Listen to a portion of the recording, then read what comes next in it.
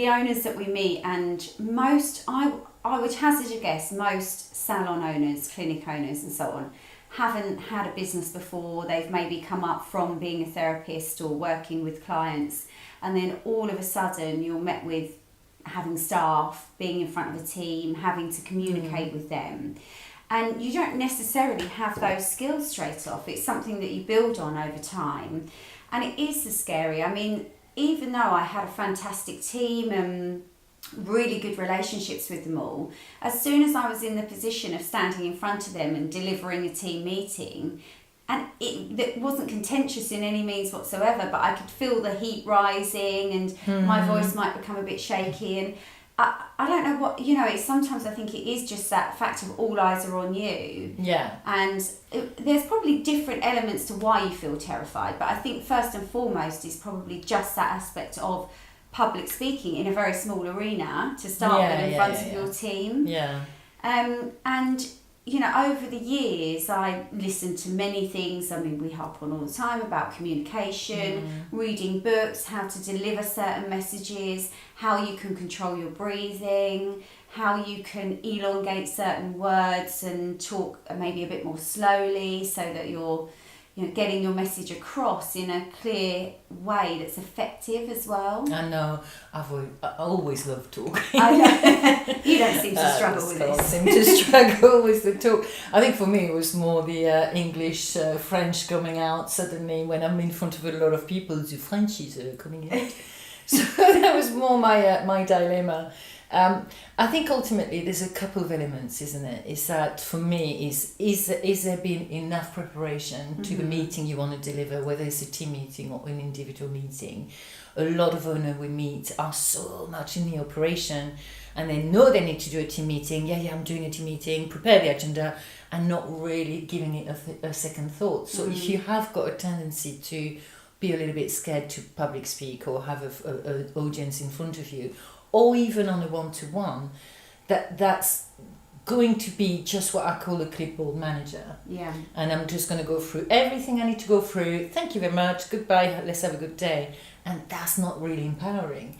So the only way to be really strong about the message is definitely prepare yourself and practice in some way if you're really scared. Yeah.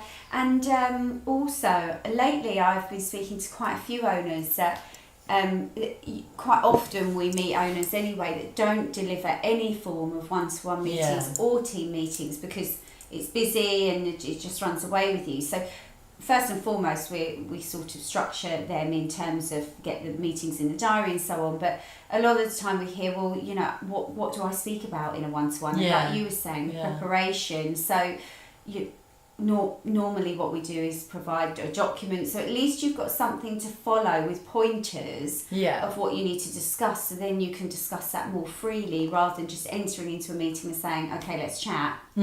Or standing in front of a team and saying, is everyone all right? That's it. I think it's just I remember the meetings I used to go to, which was so just tedious. Room 5 is not tidy. We need to make sure this happen. And it's literally a telling off. That's how you feel as an audience. You just feel, well, are we doing anything right? Or we're just applauding someone that keeps winning the incentive. So there's no kind of real thought process around those meetings, or it's just the same as last month because again we haven't had time to prepare, isn't it? I mean, I remember when I became a area manager of a very large area. I'm being French and knowing that my communication was definitely a little bit too abrupt. Really? I needed to soften things. My boss used to say, just make it a little bit more rounded in terms of your delivery. So I learned for a whole year as much as I could about communication, and I still do. We've talked about communication a lot. Yeah, we do. Because it is the only element that's going to make you the leader that is going to impact people. But a lot of time with communication, we don't listen enough, and we don't act actively listen, and we're also using words that are actually counterproductive. So you talking at an audience is not necessarily going to have an impact that you should have. So it's learning on how can I make sure that I'm going to be prepared. I've got open-ended questions. Maybe it's just not me. I remember being in front of, my team of 50. I remember looking at them thinking, you hear me every day. Yeah. Do you really want to hear me on the whole team meeting? So I made the team meeting more of a training ground where it wasn't just the sound of my voice. And I think that also was quite important. But when you are petrified, or perhaps it's your first time as an owner, you've got to take some steps, isn't it? Yeah, and as you know, I've read a lot of books about that, and I've also had coaching myself with different companies that help you with public speaking and how you formulate your words and present those to somebody. So also it's engaging and interesting, and whilst you're thinking about that, you're not thinking, oh my goodness, you're not, and also techniques to overcome the nervousness of that. And like we said, I was an experienced salon owner, and had a team of people that have been with me a long time. It's great, but even then, I still felt apprehensive sometimes. Especially when they're a strong team, isn't it? That they have all something to say. Power to the people. Which is why you never, of course, in a team meeting discuss anything negative that could kind of go off onto one, and everyone gets on the same bandwagon.